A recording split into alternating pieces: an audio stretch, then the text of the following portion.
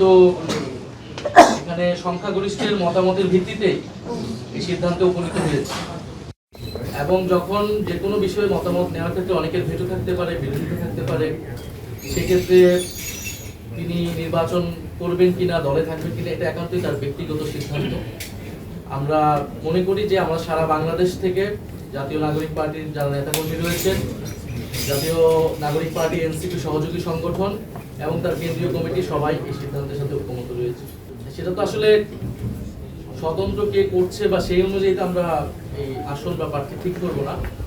আমরা আমাদের যে লক্ষ্য উদ্দেশ্য, সেই লক্ষ্য উদ্দেশ্যে যারা ঐকমত্য এবং যারা নির্বাচনে জয়লাভের সম্ভাবনা বেশি থাকবে, মাঠে কাজ করেছে, প্রার্থী হিসেবে জনগণের কাছে তারা নিজেদেরকে গ্রহণযোগ্য হিসেবে পরিচিতি লাভ করাতে পেরেছে, আমরা তাদের মধ্যে থেকে আমাদের যারা সর্বোচ্চ যারা ভালো তাদেরকে আমরা প্রার্থী